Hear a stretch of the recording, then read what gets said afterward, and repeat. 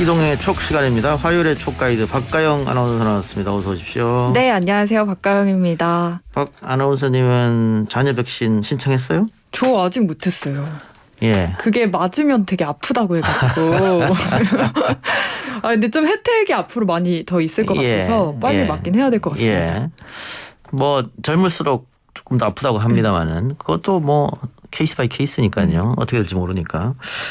오늘 또 할 이야기가 아마 야권 국민의힘의 당권 주자 관련된 이야기인 것 같은데 네. 그 1위를 달리고 있는 이준석 후보 오늘 보니까는 얀센 백신 신청을 했더라고요. 그러면은 그 민방위로. 그렇겠죠. 아, 그렇겠죠. 민방위? 예비군 끝났나?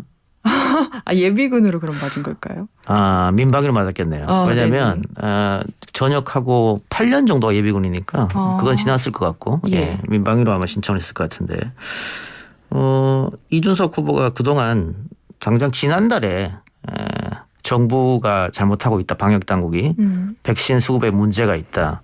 화이자가 최고다. 뭐 이런 얘기 했었단 말이죠. 예. 그러면서 정부와 방역당국에 대한 비판을 거세게 했는데 이번에 이렇게 얀센 백신 신청하고 그걸 인정하고 이제 당권 주자쯤 되면 본인이 과거에 했던 어떤 그런 비판에 대해서는 조금 사과하는 모습이 좀 필요하지 않았을까 그런 생각이 들어서 한번 여쭤봤어요. 네. 그 얘기를 사실 하고 싶으셨던 거군요. 아니, 질문을 드린 거예요. 어떻게 생각하세요? 뉴스를 많이 하시니까. 갑작스럽게 제가 질문을 해야 되는데 봐니까 당황스러운데. 왜냐하면 그 이준석 후보가 그렇게 정부 백신 문제에 수급이 있다. 아스트라제네카 못 믿겠다. 그런 이야기를 계속 했을 때도 정부 당국은 예정대로 들어오고 있다라고 계속 얘기했단 말이죠. 그래서 저는 보수 언론도 그렇고 이 백신 수급에 대해서 또 아스트라제네카에 대해서 불신을 좀 조장하고 혼란을 이야기한 것은 진짜 문제 있다고 생각하거든요. 왜냐하면 우리가 하루 빨리 많은 사람을 맞아가지고 빨리 일상으로 돌아가는 게 목표잖아요. 근데 어떤 정치적 목적을 가지고 의도를 가지고 일부러 좀 어떤 확실한 명확한 증거도 없이 깎아내리는 것은 문제가 있다고 생각해서 백신 얘기하면서 한번 전해드려봤습니다. 네. 오늘 이야기부터 해보시죠 그러면. 심정적으로는 이해가 그래도 되는 것 같습니다. 어쨌든 맞고 싶을 것 같아요. 기회가 생기면. 네, 제가 오늘 가져온 얘기는 앞에도 소개를 해주셨는데 어제 MBC에서 국민의힘 당권주자 첫 토비 토론이 있었습니다. 보셨죠? 봤죠. 그러니까 이게 아마 평상시 100분 토론보다 시청률이 상당히 나왔던 것 같아요. 제가 듣기로는. 네. 그만큼 야당의 지금 당권 주자 경쟁이 흥행에 성공했다. 일단 이렇게 보여집니다. 그게 바로 이준석 효과가 아닐까 싶은데. 그렇죠. 이준석 효과죠. 예, 그것 때문에 흥행에 성공했다고 봐야죠. 다 보셨으면 어떤 내용이 좀 제일 인상 깊으셨나요? 제가 여러 차례 얘기했는데 이준석 후보가 뭐 토론 잘한다 이 평가도 있잖아요. 네, 평가가 그렇죠. 있는데 지금까지는 정치적 반대파들하고 토론했잖아요. 그럴 때는 토론의 태도 같은 게 문제가 되지 않아요. 말꼬리를 잡는다든가 뭐 조롱을 한다든가 얼마든지 허용됩니다. 우리 편한테 보여주는 거니까. 토론은 원래 토론이 싸우는 건 아닌데 이게 토론 문화가 우리나라로 넘어오면서 우리 편은 무조건 싸워서 이겨야 된다. 굴복받아야 된다. 이런 생각으로 바뀌어서 그래서 우리 편들은 좋아하는 거죠. 그런데 같은 이념을 가진 같은 정당 사람들 거기다가 나보다 훨씬 나이가 많은 중진들을 하고 토론할 때는 상대방하고의 토론처럼 이렇게 정치적 반대파들과 토론처럼 그런 태도를 좀 버려야 된다. 겸손할 필요가 있다. 그런 얘기를 했었는데 어제 그런 모습이 약간 보이지 않아서 뭐 인터넷 여론도 그렇고 기사도 좀 나왔습니다만 태도가 조금 문제가 있지 않았냐. 그러니까 만일 좀 겸손하고 여유 있게 1등 후보처럼 그러니까 예를 들면 조경태 후보 같은 경우에는 어제 토론에서 점수를 많이 받았거든요. 네, 의외로 평가 되게 좋더라고요. 다른 사람을 인정하고 배려하고 시간 주고 뭐 이런 거 있었잖아요. 그걸 이준석 후보 했더라면 이 태풍에 얹어서 더 강한 바람이 불어왔을 겁니다. 조금 아쉬워요, 그거. 특히 지금 지적하신 부분이 그 퀴즈쇼 관련해서가 아닐까 싶은데 좀 나경원 후보도 막 퀴즈 내듯이 당황스럽다 이렇게 얘기하고 그런 부분들이 실제로 불쾌감을 좀 드러냈던 것 같아요. 근데 자기가 하고 싶은 말을 상대 후보 입을 통해서 사람들한테 전달하게끔 한 거잖아요. 그렇죠. 1더하기 또 그 어려운 것도 아니잖아. 1더하기 1은 뭡니까? 이런 건데. 맞아요. 2007년, 2006년 뭐 이런 식으로.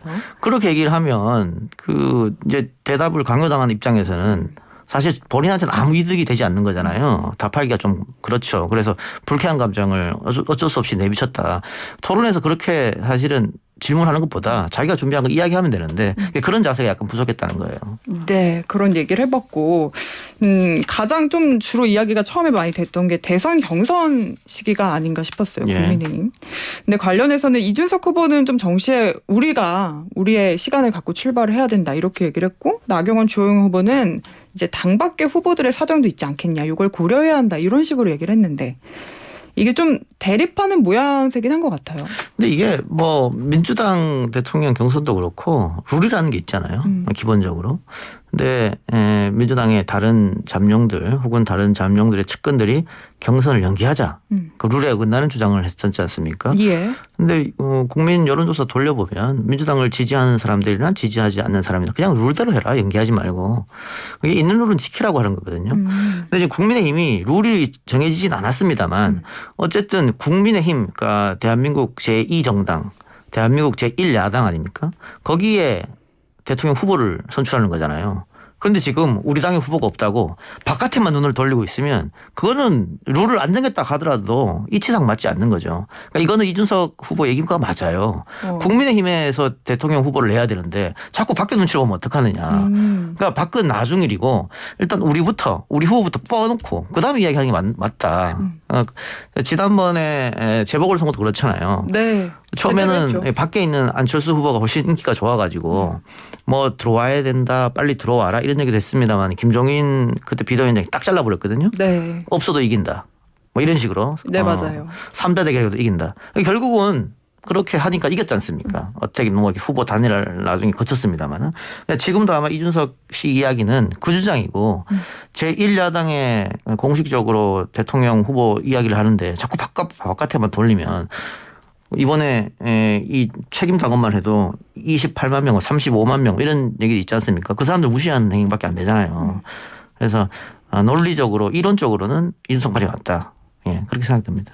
근데 지금 주호영, 나경원 후보 말은 이게 정권 교체를 하려면 무조건 단일화를 해야 된다 이런 식으로 얘기를 하고 있어서 사실 서울시장 보궐선거 같은 경우에도 막판에 단일화 거쳤거든요. 예. 좀 논리적으로 빈약한 게 아닌가 라는 생각이 들었습니다. 지금 뭐 나경원, 주호영 후보는 어쨌든 쫓아가는 입장이잖아요. 1등 후보를. 네. 그러니까 차별화를 해야죠. 그래야 뒤집기를 하는데 1등 후보랑 똑같은 주장을 하면 뒤집기가 가능하겠습니까? 그런데 차별화에 또 일종이라고 또는 보여요. 그러니까 지금 뭐 버스론이다, 뭐 기차론이다, 뭐 큰 차이점은 없잖아요, 사실은. 네. 네. 근데 차별화하라 이라고 보고 지금 민주당에서도 1위 후보에 대한 공격이 뭐 2, 3, 4위 후보가 지금 동시 전방위적으로 이루어지고 있지 않습니까? 예, 맞습니다. 그러면서 뭐 기본소득에 대한 반대. 근데 원래 기본소득의 아젠다는 이재명 지사께 아니고 민주당 거였어요. 네. 네. 민주당 거였다가 김종인 위원장이 기본소득 아젠다를 한번 이제 야당에 한번 가져가 보자 뭐 이런 얘기도 한번 했었고. 근데 민주당의 아젠다였는데 이게 지금 이재명 게 돼버려가지고. 네, 뭐 정세균 전 총리도 그렇고 이광재 의원도 그렇고 약간 뭔가 다 반대하잖아. 예. 말이 안 되는 일이다. 뭐 동화 같은 이야기다. 그럼 과거에 민주당은 그걸 왜 주장했죠? 그 이야기를 왜 민주당의 아젠다로 선점했죠?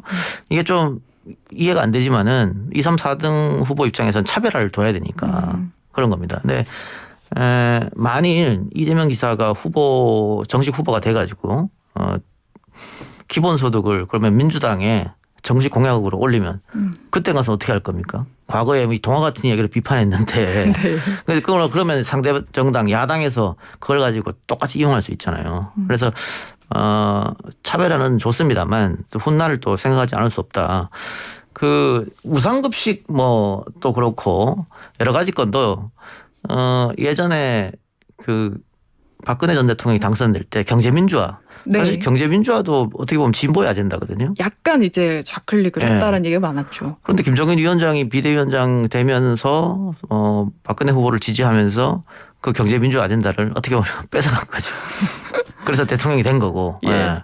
그렇기 때문에 이런 큰 아젠다 같은 경우에는 그 후보끼리 생각이 조금 다르고 1등하고 2등 한다고 해서 이렇게 싸우게 되면 나중에는 혹시 진짜 다른 정당에 뺏길 수도 있으니까 그런 점을 한번 생각하겠죠. 네, 차별화가 필요하다고 해도 어제 저는 조경태 의원이 또 요거 부분은 이준석 후보랑 예.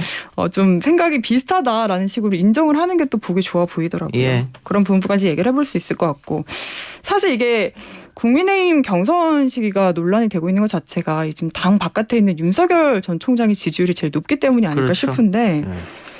행보가 계속해서 주목을 받고 있어요. 이제 언론을 통해서 간간히 나오고 있는데 최근에 또 연달아서 나온 게 국민의힘 의원들을 만났습니다. 예. 권성동 의원도 만났고 권성동 의원 기사가 나오니까 뭐 정진석, 윤희숙 의원도 나왔다. 장제원 의원과는 통화를 했다. 예. 이런 식으로 연달아 나오고 있는 거 좀 어떻게 보십니까? 오늘 또 기사들 보니까 6월에 등판한다. 뭐 국민의힘에 입당한다. 뭐 이런 기사가 뜨지 않습니까? 근데 오늘 6월 1일이니까 한 달만 돌려봅시다. 시간. 아니 3주만 돌려봅시다. 예. 5월에 등판한다.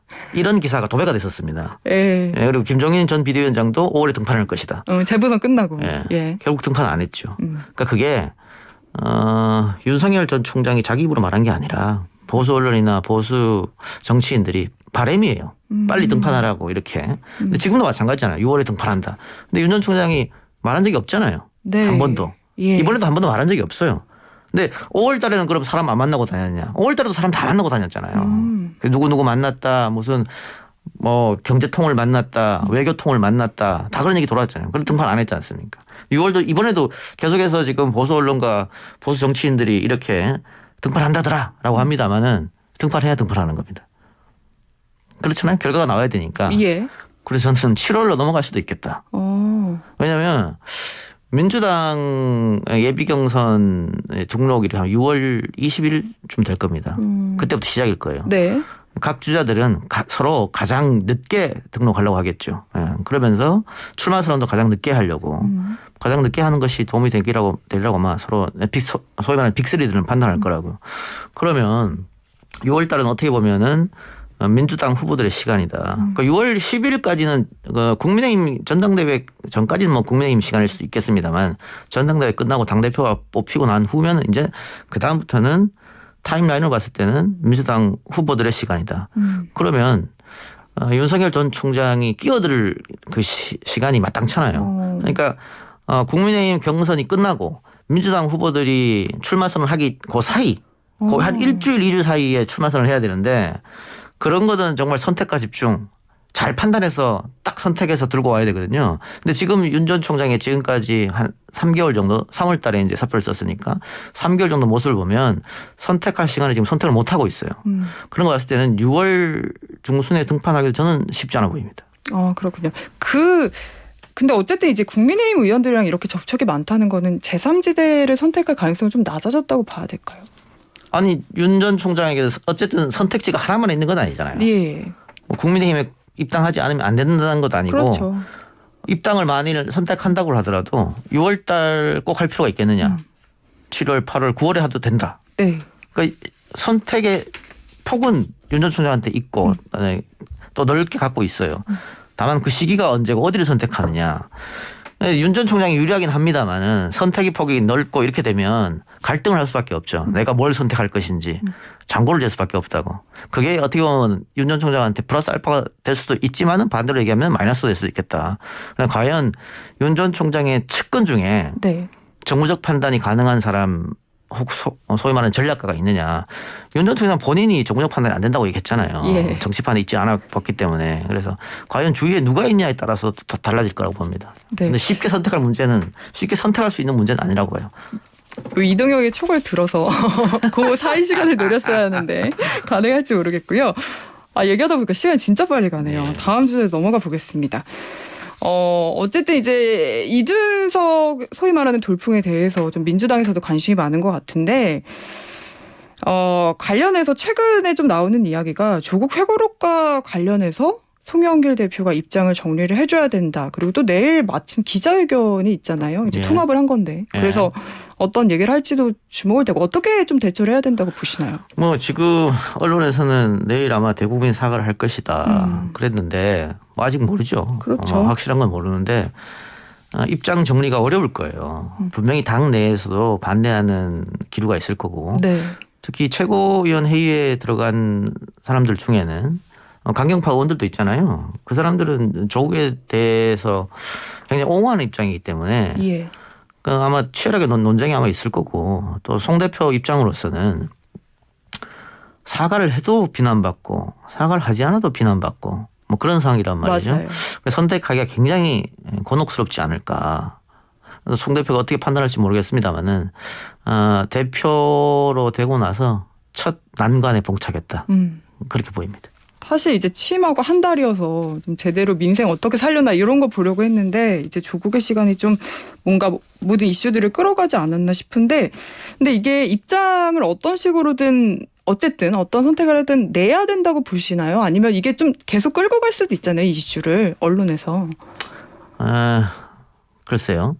언론에서야 끌고 가고 싶어 하겠죠. 예. 근데 그래서 이제 장고를 댈 텐데 송 대표 입장은 빨리 여기서 정리해서 대선에 영향 미치지 않겠다. 네. 이렇게 생각할 수 있잖아요. 그러니까요. 근데 지금 민주당 지지층의 생각은 그게 아니란 말이에요. 그러니까 송 대표도 여러 가지 생각이 있을 테고 본인도 큰 그림을 그리는 사람인데 당대표하고 뭐 정치 인생 간둘 건 아니니까. 네.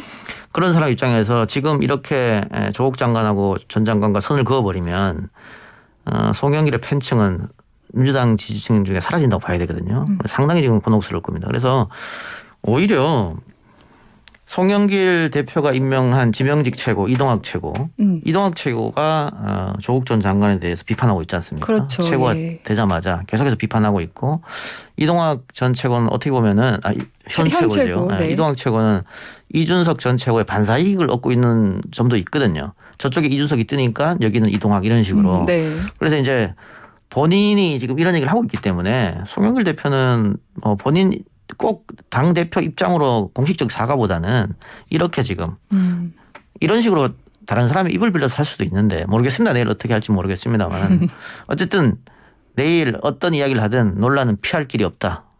그렇게 보여요. 그래서 지금 2등 민주당에서 2등 3등을 달리고 있는 이낙연 정세균 다 전 일찌감치 총리들 입장을 냈어요. 뭐라고 냈죠 입장을? 그러니까 옹호를 했죠. 그렇죠. 조국 전 장관을. 네. 2등 3등이니까요. 그래서 1등은 입장을 아직 못 그렇습니다. 내는 건가요? 네. 경선에서 이기려고 하면 민주당 지지층들의 박수를 받아야 될 거 아닙니까? 그럼 대부분의 민주당 지지층들은 조 전 장관에 대한 미안함이 있단 말이에요. 더 옹호하고 싶어하고. 그러니까 그 사람들을 어필하기 위해서 일찌감치 조 전 장관을 옹호하는 내용을 냈는데 이재명 지사는 1등 후보이기 때문에 네. 그러기가 쉽지 않아요. 그랬을 경우에 전체 지지율이 또 빠진다는 생각을 하고 있거든요. 그렇죠. 전체 큰 그림을 본다. 그렇죠. 지금 최근 여론조사에서 이게 윤 전 총장이 뒤지다가 굉장히 많이 쫓아가는 상황이에요. 어떤 건 이기는 것도 나오지 않습니까? 네. 그런 엎치락뒤치락 하는 상황에서 조 전 장관을 이 3등 후보처럼 옹호하는 발언을 했다가는 이게 윤 전 총장이랑 차이가 많이 벌어질 수도 있겠다. 왜냐하면 최근에 윤 전 총장의 검색량이 상당히 늘었거든요. 권성동 의원 만나고. 네. 근데 그 전에 다른 사람 만났을 때도 있잖아요. 근데 그때보다 권성동 의원 만났을 때 검색량이 확 떠는 거는 같은 시기에 조 전 장관 측이 나왔기 때문에 그래요. 그러니까 윤 전 총장과 조 전 장관이 대립관계 있었지 않습니까? 그러니까 조 전 장관이 이슈에 오르면 오를수록 윤 전 총장은 더 뜹니다. 그러니까 그거를 이재명 지사가 당연히 알 거 아니겠어요. 네. 그래서 여기서 그래서 이재명 지사 같은 경우도 지금 함부로 입장 발표를 못 하는 거예요. 조 전 장관을 옹호하기도 못하고 그렇다고 해서 비판할 수도 없고 그러니까 지금 아무 말도 안 하고 있는 그런 상황인 것이죠. 이게 좀 적절한 대응이라고 보시는 거네요. 방법이 그거밖에 없어요. 이 지사 입장에서는 지금. 네. 그리고 또 마지막으로 짧게 짚어보고 싶은 게 지금 어쨌든 이준석 돌풍이 불면서 민주당에는 왜 이런 분위기가 안 생기냐라는 얘기를 하는 게 좀 개인적으로도 아쉽다는 생각이 드는 게 사실 이런 혁신이나 역동성 하면 민주당 아니었습니까? 예. 이런 부분에 대한 지적이 나오는데 어떤 대처 방안들이 필요하다고 생각하시나요? 뭐 민주당은 너무 비대해요 지금. 예. 공룡이다. 예, 그렇죠. 그러니까 민주당에 젊은 정치인이 없는 게 아니에요. 뭐 30대도 꽤 많습니다. 국민의힘보다 더 많아요. 더 많은데 180석이나 갖고 있는 너무 거대 공룡 정당이다 보니까 그 젊은 이들의 발언이 이준석처럼 떠오르지 않는 거죠. 게다가 민주당에서 그래도 언론에 많이 회자가 되고 있는 뭐 김남국이라든가 김용민이라든가 이런 젊은 의원들, 예. 이런 젊은 의원들은 언론이 그렇게 호의적이지 않습니다. 언론이 그네들에 대해서 호의적이잖아요. 그러니까 그 사람들에 대한 기사를 100개 쓰면 한 80개는 비판적인 기사, 비난적인 기사예요. 근데 이준석은 그렇지 않거든요.